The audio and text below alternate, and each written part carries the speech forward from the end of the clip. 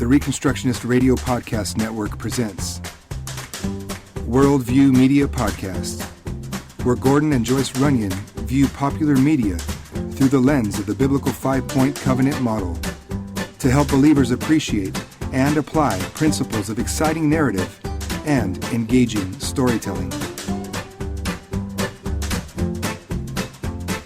Hello and welcome to the Worldview Media Podcast, a quirky little podcast on the Reconstructionist Radio Podcast Network, where we be dominionizing all day.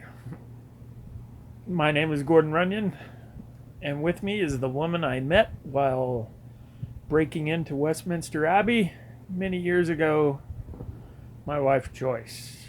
Hello. Hello. I don't think that's really how we met. It was many years ago, but not at the Abbey. Yeah, you were that girl that helped me break in. I think you have me confused with somebody else. I married the wrong woman.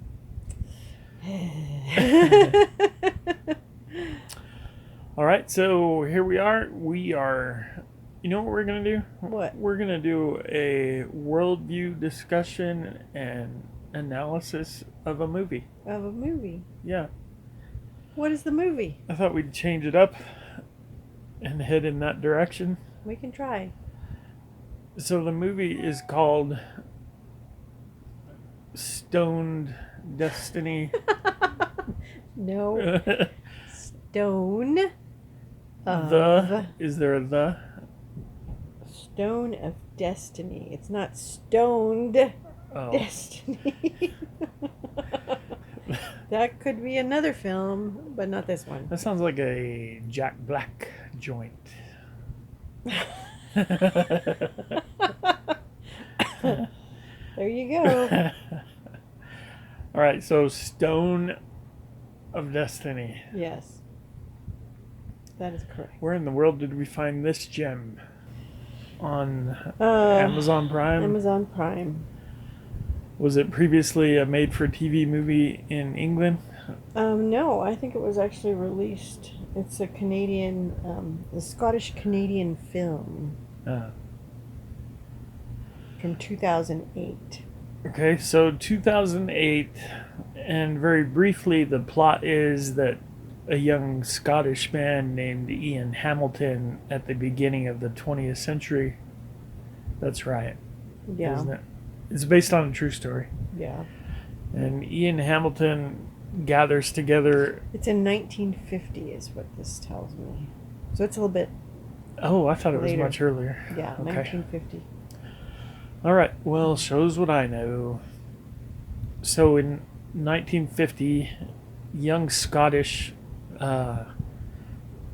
what's the word I'm looking for? He's very impetuous. Impetuous. Okay. He's an impetuous young Scot, and he becomes at some point disillusioned with the fact that his fellow Scotsmen are really kind of apathetic regarding gaining their political freedom from Great Britain. Yes. And apparently this is a thing in Scotland.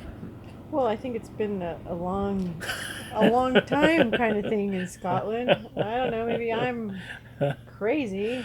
Well, see, I'm at a disadvantage here because all I know of Scotland I learned from Braveheart and Rob Roy.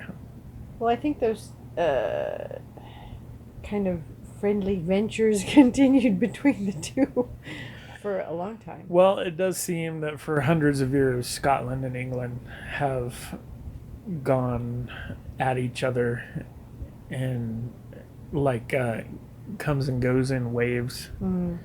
Cold periods and hot periods, and Scotland's never really won its freedom not completely. Yeah. And so the British monarch still rules over Scotland. Well, it's a united kingdom. yeah. So Ian Hamilton becomes upset that his countrymen are not more hot about Well, now let's. they are trying to change things through the political avenues that they have.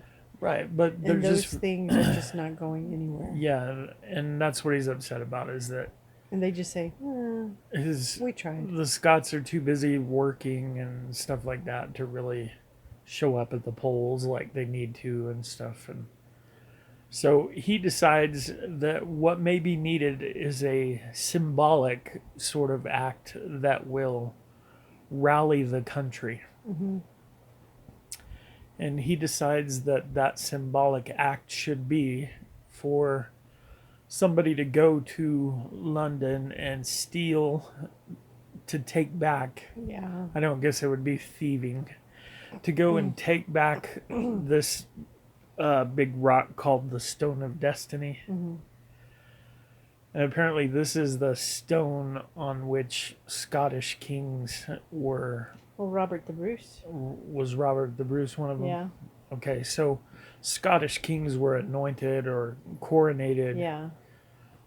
It's on very, that stone. Yeah, it's a very meaningful piece of their history. And all the Scots know it and stuff like Yeah. that. But at the time, the Stone of Destiny didn't reside in Scotland. The English had The taken English it, had taken it. and it was actually built into the coronation chair Mm-hmm. in London, Yeah. in Westminster Abbey. And so anytime they coronate a new British monarch, as that king or queen sits upon the throne on the chair, Mm-hmm. underneath the chair Mhm. is the Scottish Stone of Destiny. And this is apparently, according to the movie, this is apparently always stuck in the craw of Scots. Yeah. Well, it's not. It's one thing to kind of have somebody rule over you, but that's kind of lording it over you too, as well. Right. Symbolically lording yeah. it over you.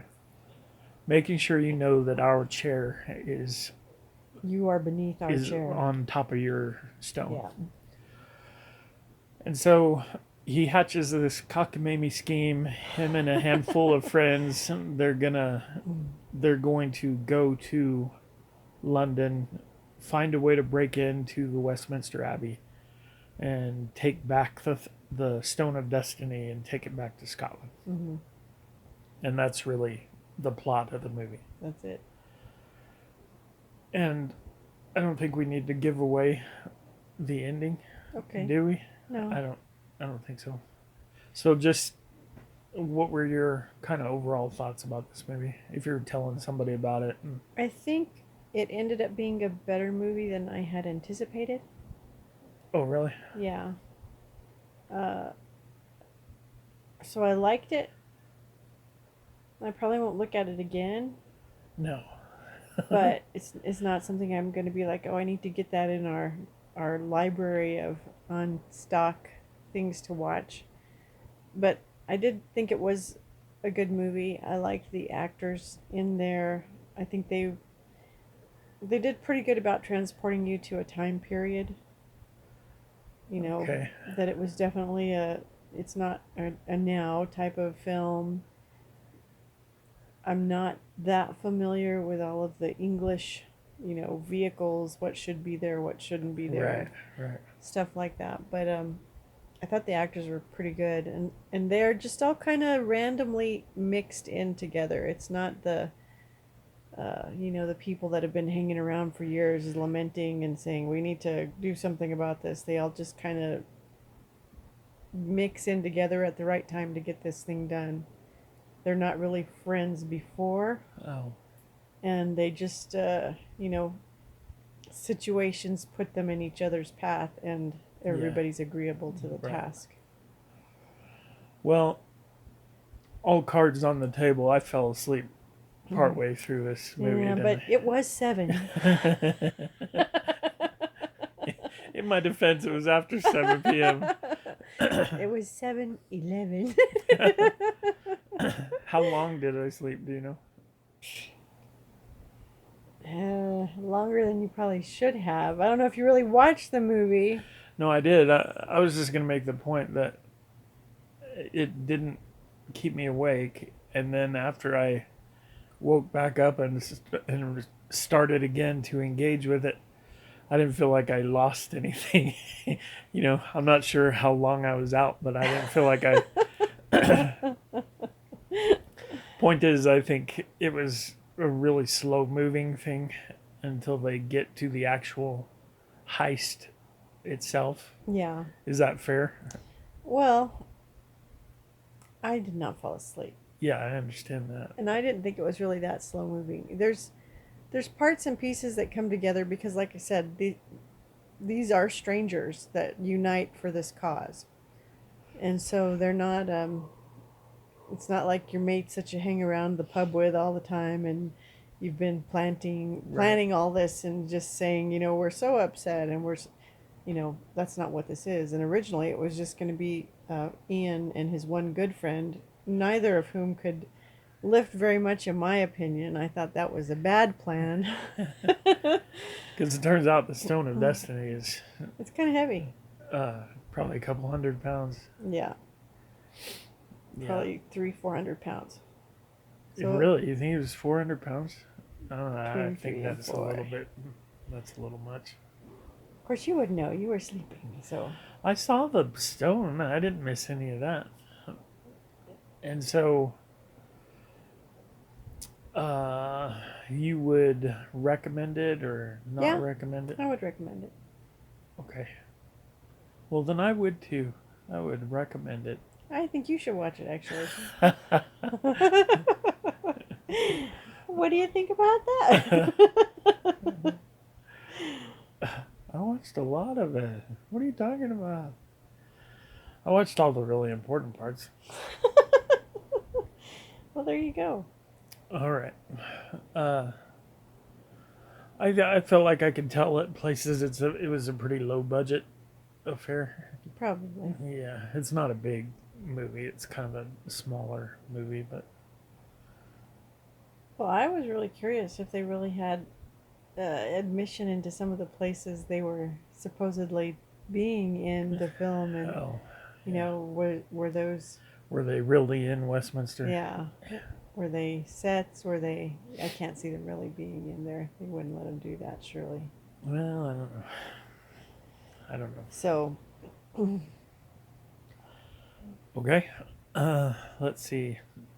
I guess we're done with this portion of it, I guess.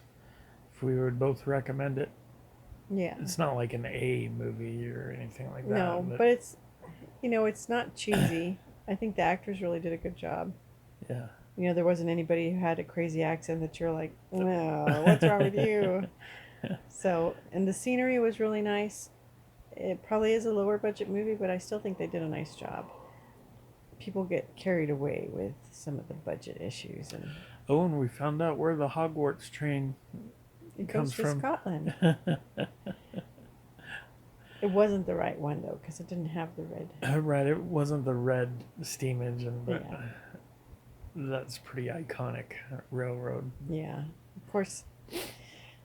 It's true, it's in Scotland. Hogwarts is in Scotland. All right. Well, then let's have our break and we'll come back and talk more worldview issues.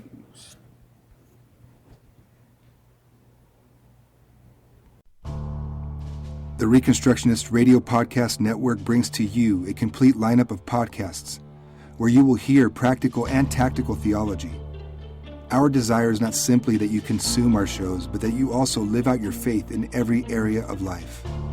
We can talk all day long about these things, but if we fail to put them into practice, then we fail as ambassadors of Jesus Christ, our King. Subscribe now to your favorite Reconstructionist Radio Podcast Network shows, or you can subscribe to the Reconstructionist Radio Master Feed, where all of the content we produce, including the audiobooks and audio articles, will pop up as soon as they are available. And don't forget to visit reconstructionistradio.com to volunteer as a narrator or to partner with this ministry financially. May the Holy Spirit stir you into action for Christ and His kingdom.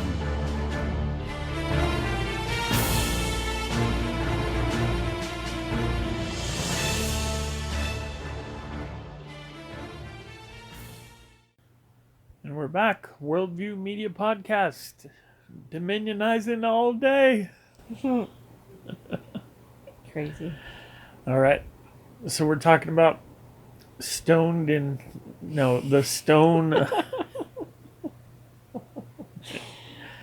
Stone of Destiny. Stone of Destiny, yes. All right. So let's talk more thematic. Were there worldview nuggets in here that stood out to you?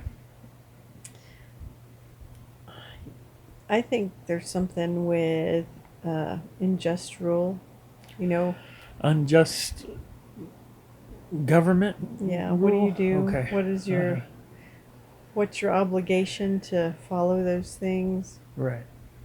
Well, in the very beginning of the movie, they're talking about making a covenant with England. That was the more political solution.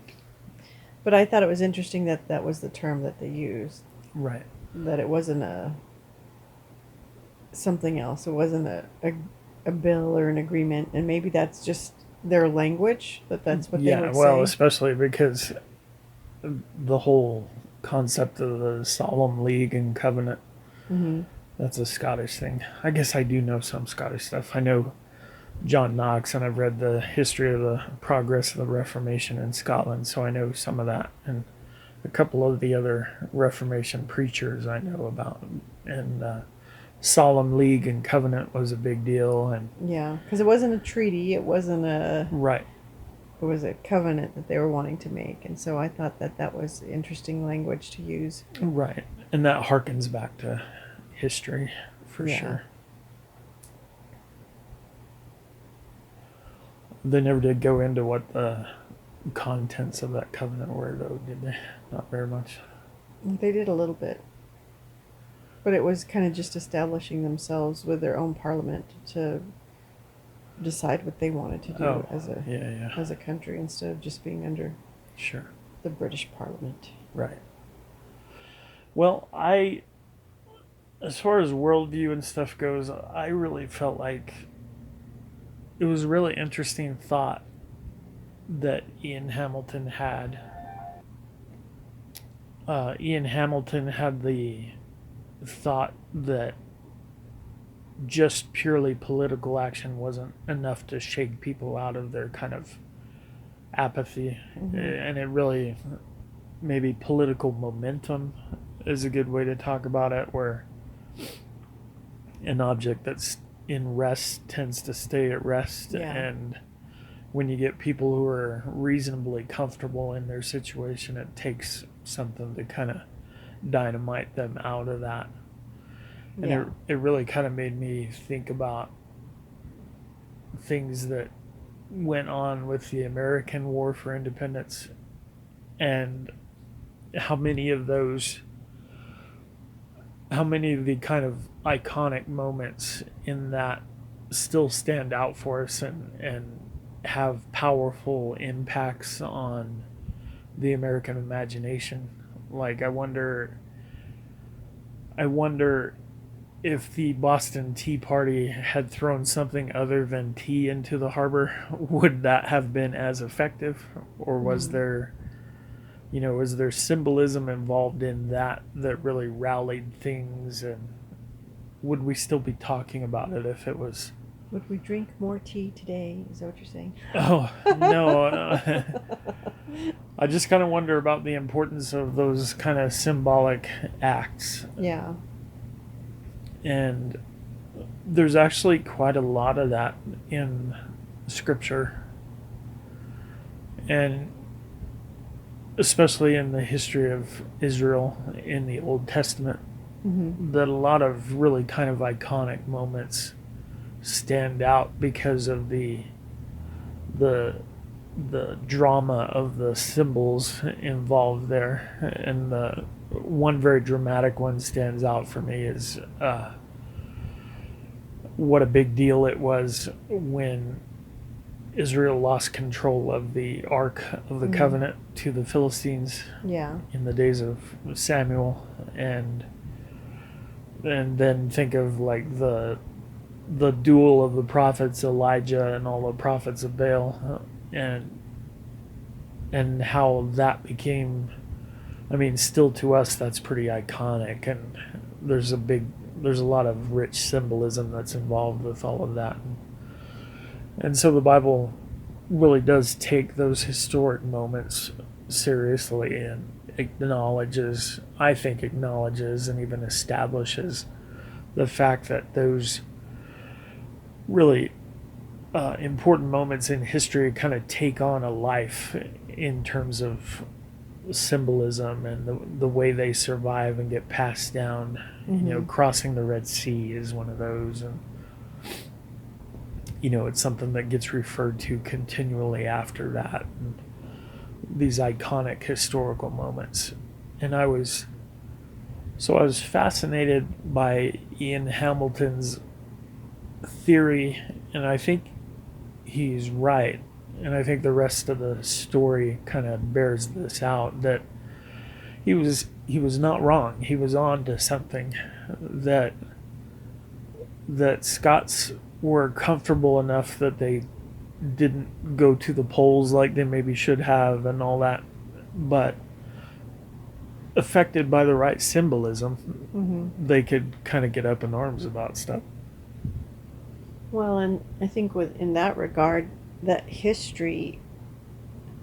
their history was, this is just the way it is. Yeah. And so we can't change anything. Right. And no matter what we try, nothing does change. And so this is just the way things are. Yeah, you're right. It wasn't just a symbol that they needed, but they needed a iconic victory. Yeah. And then the other thing, it was just the simplicity of his plan. It was just so flabbergasting for anybody who he talked to about it. They were like, "You're gonna what?" And it was audacious. Yeah, I mean, it was a very bold thing he was going to go in and do, just to walk in and walk out. And so that was just it was pretty funny. Of course, it was a different time with technology. And, it was a pre 9/11 world. Maybe you could have done that at some point. Not anymore, I don't think. It did kind of make me wonder what the modern security situation is at Westminster Abbey. Yeah. I imagine they've got paid security that's there all the time. Well, they had wired for sound. Yeah, they had somebody roaming around when he was there, and then I think another issue with Ian Hamilton is his willingness to be ready to lay down everything to do this. Yeah. Because he had a friend, his friend was telling him, this is 20 years. We could go to jail for a long time. Yeah. Easily. Because that amounts to treason, wasn't it? To go in and take this? And I'm sure they could have been charged that way. So, and he said, well, if that's what it is, then that's what I'm doing. Right. And just to have that resolve and that commitment to do what he thought was right for his country, to rally them. And so often as Christians we don't want to say anything because we don't want to offend somebody, or you shouldn't offend somebody. Don't say anything. If you can't just say Jesus loves you, don't say anything. And so we need to be bold about what we say and how we say it, not to be mean or offensive just to be mean or offensive, but because there is truth, and those things are important. Right. Yeah, and it has me thinking a little bit, because I think Americans are very apathetic, and I think American Christians are sinfully apathetic, and as few Christians as we really do have. Like if you take the Barna numbers and they'll tell you 70% of Americans confess to be Christians or something, but we all know that number is probably really in the single digits.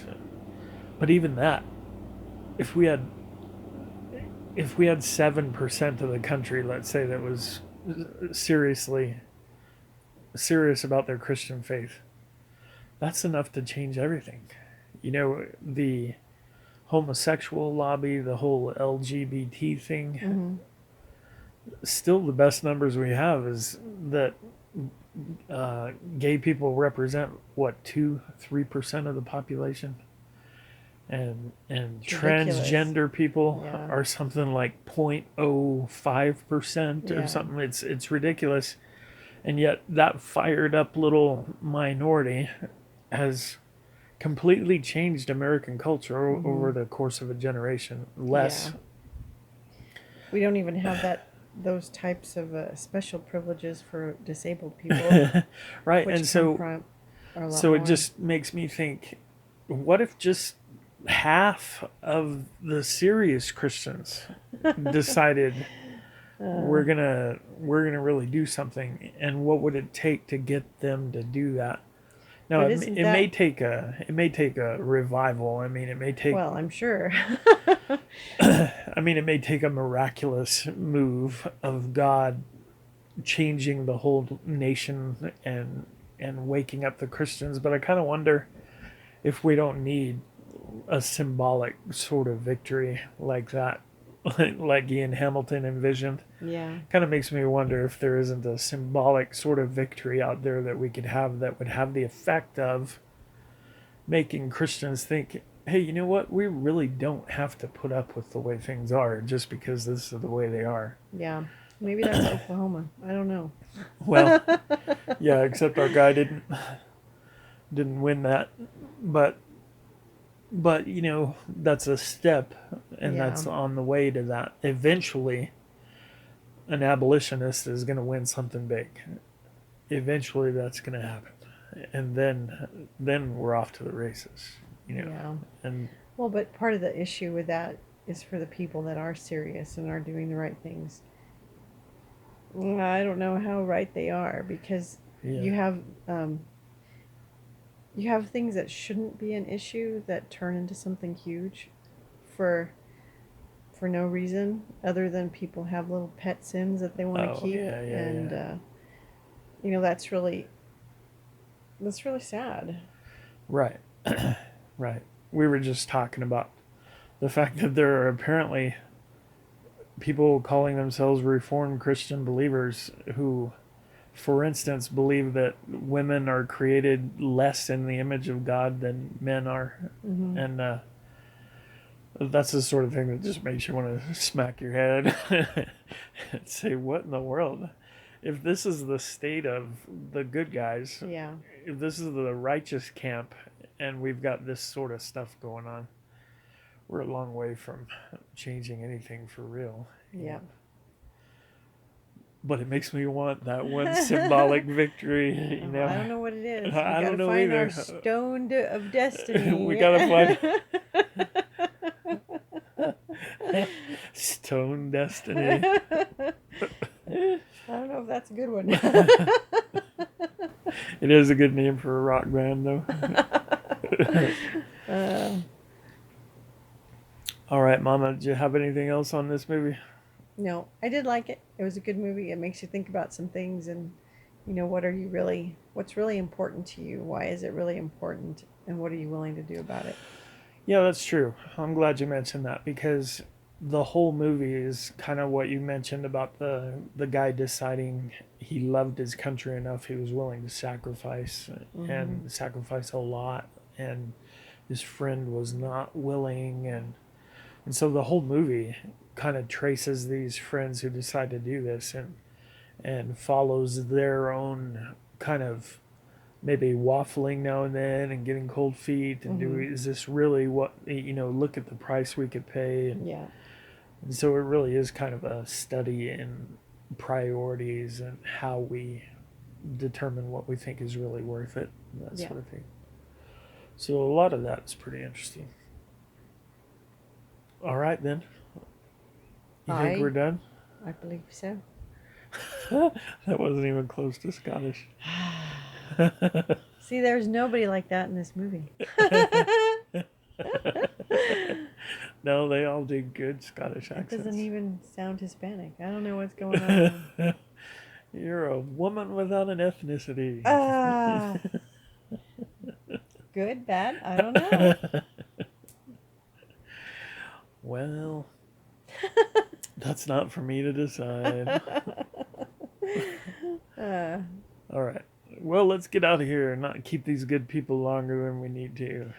All right, then. All three of them that Thanks are for still listening. Hey, maybe Jordan's out there. Hey, Jordan. Even I bet she's stopped listening by now. She keeps telling us, Mama!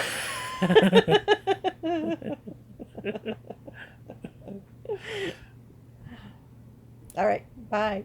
All right, we'll see y'all. Go out there and do the kingdom stuff. Until next time, bye. Bye. Thank you for listening to the Worldview Media Podcast.